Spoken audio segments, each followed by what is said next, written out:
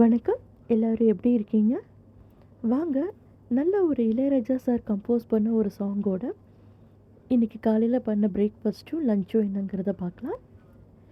தூறல் போடும் இந்நேரம் தோளில் சாய்ந்தால் போதும், சாரல் பாரும் சங்கீதம் கால்கள் தாளம் போடும், தெரிந்த பிறகு